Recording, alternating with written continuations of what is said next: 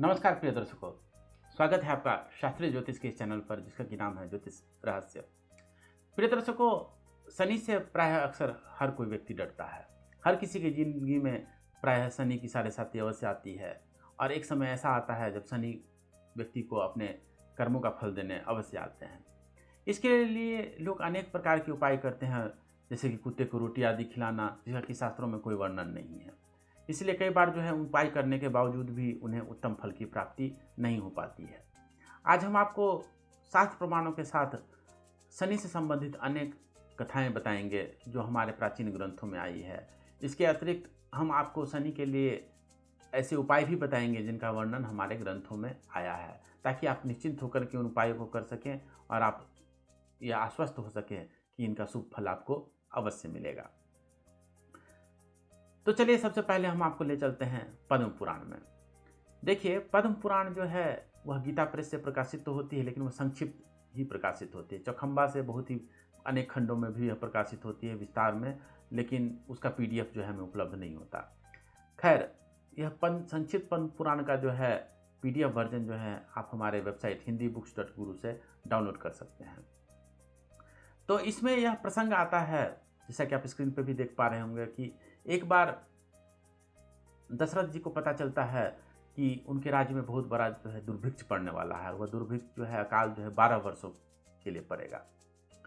तो वो पता करते हैं कि क्या कारण है इसका। तो ज्योतिषी लोग बताते हैं कि इसका कारण यह है कि शनिदेव जो है रोहिणी नक्षत्र का भेदन करने वाले हैं और उनकी कुछ ऐसी यात्रा होने वाली है जिससे कि 12 वर्ष का अकाल पड़ जाएगा।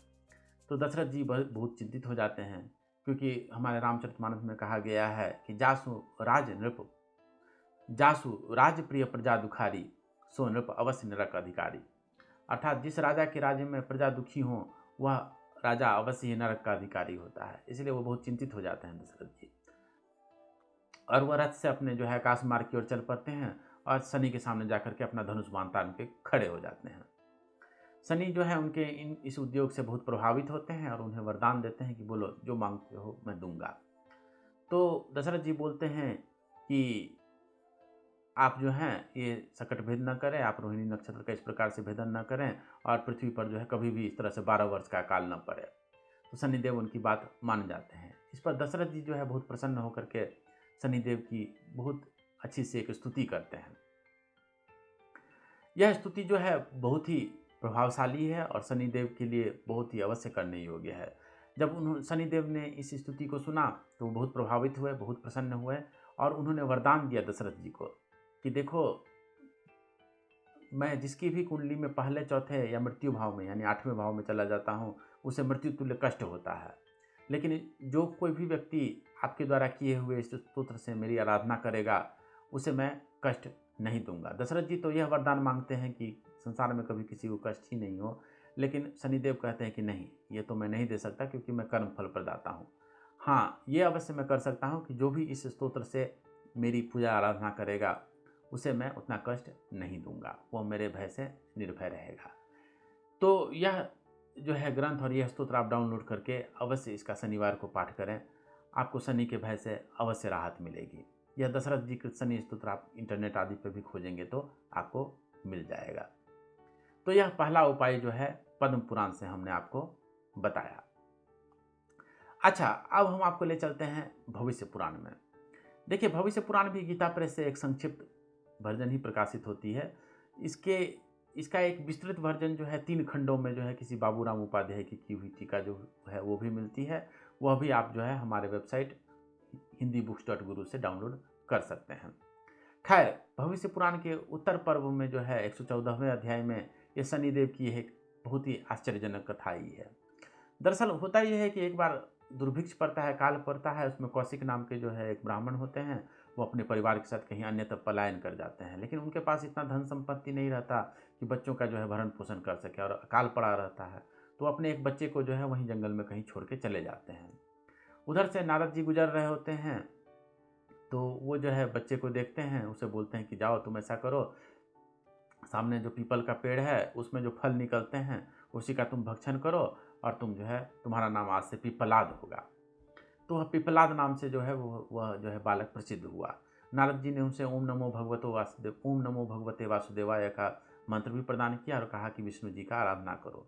पिप्पलाद विष्णु जी के महान भक्त हुए, उन्होंने विष्णु जी की बहुत आराधना की और बहुत सारे वरदान पाए।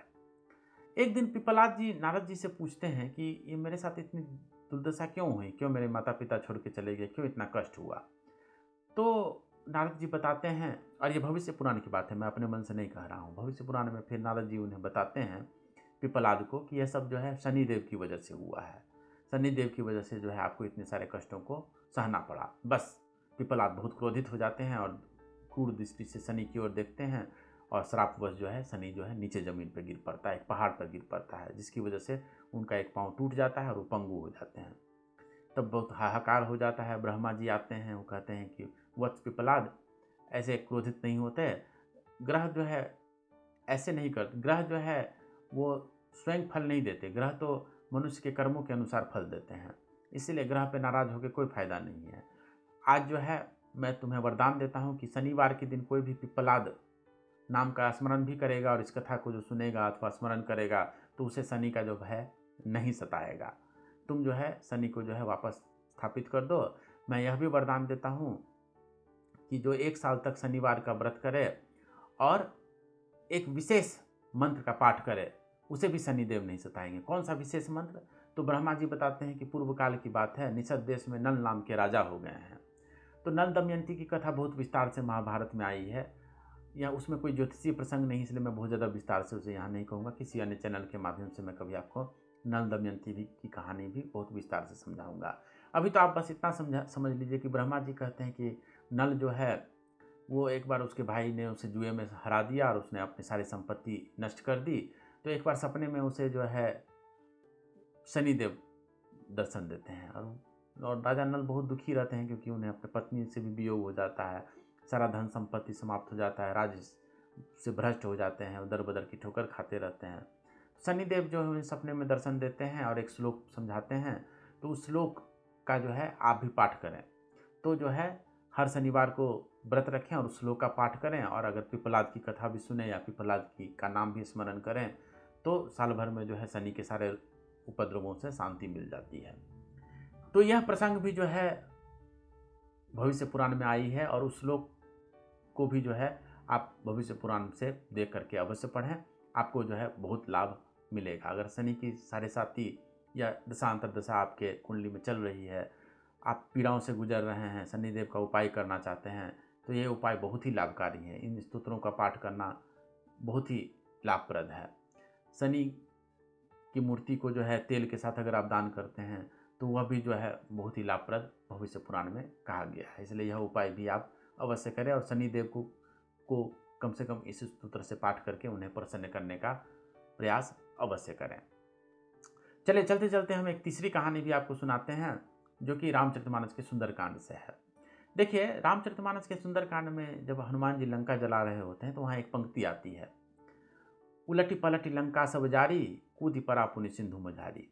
इसका प्रायः जो अर्थ किया जाता है वो ये है कि लंका को उलट पलट के उन्होंने जला दिया, अर्थात इस छोर से उस छोर तक पूरे लंका को उन्होंने लगभग जला दिया विभीषण के घर को छोड़ के। तो और फिर जो जाकर के जो है कूदी परा पुनि सिंधु मझारी, और समुद्र में जाकर के फिर वो कूद पड़ते हैं अपने जलते हुए पूंछ को लेकर के। तो ये सामान्य अर्थ है उलटी पुलटी का, लेकिन कुछ रामायणी इसका विशेष प्रकार से अर्थ करते हैं। आप जानते हैं समाज में यह कथा प्रचलित है कि रावण ने सारे ग्रहों को बांध रखा था और बंदी बना रखा था, और वो चाहता था, और उसने शनि को जो है उल्टे मुंह जो है बांध करके रख दिया था, ताकि जो है उसकी दृष्टि कभी भी लंका की ओर न पड़े और लंका का कभी अहित न हो।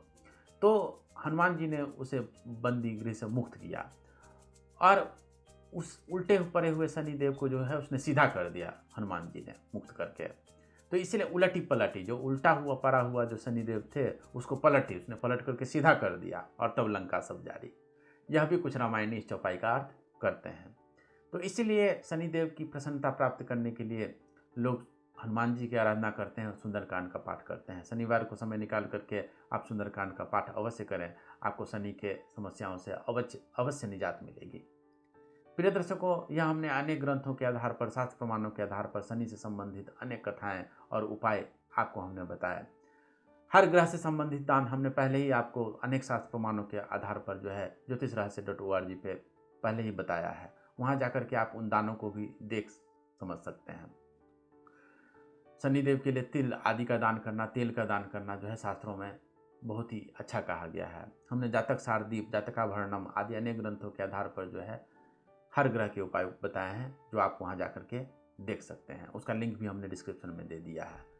प्रिय दर्शकों, अगर यह वीडियो आपको पसंद आई हो तो इसे ज़रूर लाइक करें, सब्सक्राइब करें और लोगों के साथ शेयर भी अवश्य करें। शास्त्रीय विषयों को ऐसे ही शास्त्र प्रमाणों के साथ जानने के लिए बने रहिए हमारे चैनल ज्योतिष रहस्य पर। आपका बहुत बहुत धन्यवाद।